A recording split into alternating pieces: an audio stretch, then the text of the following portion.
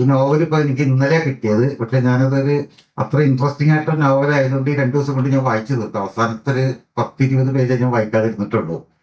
പക്ഷെ ഒരു നോവൽ എന്ന് പറയുമ്പോൾ അതിന്റെ ഒരു ക്രാഫ്റ്റ്, അതിന്റെ സംഭവ വിവരണങ്ങള്, ഭാഷ, ഇതൊക്കെയാണ്. അതൊക്കെ വളരെ നന്നായിട്ടുണ്ട്. ഒരു നല്ല നിലവാരമുള്ള ഒരു നോവലായിട്ടാണ് എനിക്ക് തോന്നിയത് അത്. കാരണം വായിച്ച് റീഡബിളുമാണ്. കാരണം ഒറ്റ ഇരിപ്പിൽ തന്നെ വായിച്ച് തീർക്കാവുന്ന നോവൽ. പ്രത്യേകിച്ച് നമ്മളൊക്കെ ആശുപത്രിയിൽ ബന്ധപ്പെട്ട് ജോലി ചെയ്യുന്നവരാണ്. അപ്പൊ അവിടുത്തെ പല കാര്യങ്ങളും നമുക്കതിൽ മനസ്സിലാകുന്നുണ്ട്. കഥാപാത്രങ്ങളൊക്കെ കഥാപാത്രങ്ങൾ ഒരുപാട് കഥാപാത്രങ്ങളുണ്ട്. പ്രധാന കഥാപാത്രം ഇസ എന്നുള്ള ഇതാണ്. കുറച്ചൊരു എക്സെൻട്രിക് ആയിട്ടുള്ള ഒരു പെൺകുട്ടിയാണെന്ന് എനിക്ക് തോന്നിയിട്ടുള്ളത് കണ്ടിട്ട്. അതിൽ പ്രധാനപ്പെട്ട കഥ ജാനു ആയാലും, പിന്നെ ആത്മഹത്യയെ കുറിച്ച കാര്യത്തിലേക്ക് ജെന്നിഫർ ഇവരൊക്കെ അങ്ങനെ ഒരു നാട്ടു നടപ്പിനനുസരിച്ച് ജീവിക്കുന്ന ആൾക്കാരല്ല, കുറച്ചുകൂടി വ്യത്യസ്തമായിട്ടുള്ളതാണ്.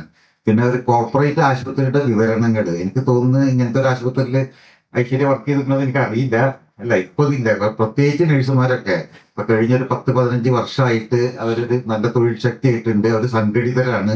അപ്പൊ ഇങ്ങനത്തെ പ്രശ്നങ്ങളൊന്നും ഇപ്പൊ ആരും നേരിടുന്നില്ലെന്നാണ് എനിക്ക് തോന്നുന്നത്. അല്ല, നിങ്ങളൊക്കെ നേരിടുന്നില്ല, വായിച്ചൊന്നും എനിക്ക് അറിയില്ല. മാനേജ്മെന്റ് ചൂഷണം, രോഗികളുടെ പ്രശ്നങ്ങള്, അതുപോലെ തന്നെ ഇതും അവർ പണം ഉണ്ടാക്കാനുള്ള. കാരണം ആശുപത്രിക്ക് ഒരു പൊതുജന മധ്യത്തിലൊരു മുഖമുണ്ട്. അതൊരിക്കലും ഒരാശുപത്രിയിൽ കാശുണ്ടാക്കാൻ വേണ്ടി അത് കളയാൻ തയ്യാറാവില്ല. ഉള്ളിൽ പലപ്പോൾ ഉദ്ദേശങ്ങൾ വേറെ ഉണ്ടാവും. കാരണം എന്താണെന്ന് വെച്ചാൽ ഈ ആശുപത്രികളൊക്കെ പൊതുജന മധ്യത്തിൽ, കാരണം അവിടുത്തെ ഓരോ പ്രശ്നങ്ങളും ഇന്നത്തെ കാലത്ത് ലീക്ക് ചെയ്യാതിരിക്കില്ല. ഒരു 250-300 ബെഡുള്ള ഒരു ആശുപത്രി ആണെങ്കിൽ 1000-ലേതും ജീവനക്കാരുണ്ടാവും. അപ്പോൾ അവിടെ രഹസ്യങ്ങളൊന്നും ഇല്ല എന്നുള്ളതാണ് സത്യം. അപ്പോൾ ഐശ്വര്യ വർക്ക് ചെയ്തിട്ട് അവിടെ പോണ്ടിച്ചേരി വർക്ക് ചെയ്തിട്ടില്ല, ജിപ്പറിൽ വർക്ക് ചെയ്തു. ജിപ്പറിൽ ഞാനും പോയിട്ടുണ്ട്, പലതവണ പോയിട്ടുണ്ട്. അപ്പൊ കുറെയൊക്കെ എനിക്ക് തോന്നുന്നത് ഐശ്വര്യയുടെ ഭാവനകളാണ് ഇങ്ങനെയൊക്കെ സംഭവിക്കാൻ. പുറത്തുനിന്ന് കേൾക്കുന്ന വാക്കുകളൊക്കെ കേട്ടിട്ട് യഥാർത്ഥത്തിൽ ഇങ്ങനെ സംഭവിക്കുമെന്ന് എനിക്ക് അറിയില്ല. പക്ഷെ ഒരു നോവൽ എന്നുള്ള നിലക്ക്, പ്രത്യേകിച്ച് കൊറോണ കാലത്ത് എനിക്കും ചില അനുഭവങ്ങളുണ്ട്. കൊറോണക്കാലത്ത് ഇപ്പൊ ഇവിടെ ഒരു നന്നായിട്ട് കൊറോണ രോഗികളെ അഡ്മിറ്റ് ചെയ്തിരുന്ന സ്ഥലമാണ് ഇവിടെ. ആദ്യമായിട്ട് തന്നെയാണ് നമ്മൾ കൊറോണ അഡ്മിറ്റ് ചെയ്യാൻ തുടങ്ങി. വേറൊരു ആശുപത്രിയും അതിന് പഠിക്കാതിരുന്നോ. കാരണം കുറച്ച് ഡോക്ടേഴ്സ് അതിന് തയ്യാറായി, നഴ്സുമാരും സ്റ്റാഫും തയ്യാറായി എന്നുള്ളത് കൊണ്ടാണ്. അപ്പൊ ഈ കൊറോണയുടെ അവസാനം അതിനൊരു തീരുന്ന അവസാന കാലഘട്ടമുണ്ട്. അതായത് ഏറ്റവും കൂടുതൽ കൊറോണ രോഗികൾ വരുന്നൊരു കാലഘട്ടമായിരുന്നു. ആ സമയത്ത് ഇപ്പൊ നമുക്ക് പരിചയമുള്ള പലരും നമ്മളെ വിളിക്കും. ഇവിടെ ബെഡ് ഉണ്ടാവില്ല, വേറൊരു ആശുപത്രിയിലും ബെഡ് ഇല്ലാത്തവര്.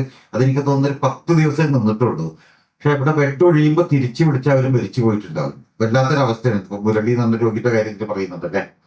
അപ്പൊ മുരളി അവിടെ വന്ന് മരിക്കുകയാണ് ചെയ്തത്. പക്ഷെ അതിന്റെ കുടുംബത്തോടൊക്കെ ബന്ധം. പക്ഷെ ഇങ്ങനത്തെ ഒരു അവസ്ഥ കൂടി ഉണ്ടായിരുന്നു. പിന്നീട് പറഞ്ഞിട്ടുണ്ടോന്ന് അറിയില്ല, വായിക്കാത്ത ഭാഗത്ത് പറഞ്ഞിട്ടുണ്ടോ എന്ന് എനിക്കറിയില്ല.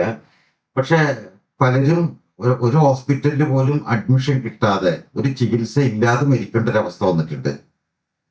അപ്പൊ ഇത് ആ കൊറോണ കാലത്ത് അതിൽ വർക്ക് ചെയ്ത ആൾക്കാർക്ക്, നിങ്ങൾ ഓരോരുത്തരും ഈ പുസ്തകം വായിക്കണം എന്നാണ് എനിക്ക് തോന്നുന്നത്. കാരണം ഇനിയും ഇതുപോലുള്ള മഹാമാരികൾ വരാം, അല്ലെങ്കിൽ ഇതുപോലുള്ള സംഭവങ്ങൾ ഉണ്ടാവാം ആശുപത്രികളിൽ. ഇതുപോലത്തെ സംഭവങ്ങളൊക്കെ കാരണം ഒരാൾ മോശമായാൽ പോലും ഇതുപോലെ വിഷയെ പീഡിപ്പിക്കുന്ന പോലെ ആൾക്കാർക്ക് പീഡിപ്പിക്കാൻ പറ്റും.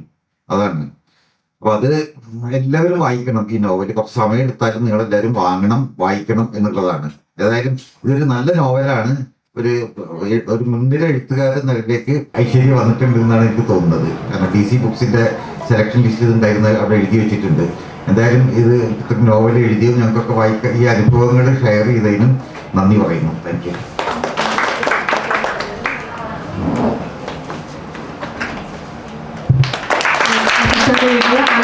പുസ്തകം ഐശ്വര്യ കമ്പനിക്ക് സമ്മാനിക്കുന്ന നിമിഷമാണ്.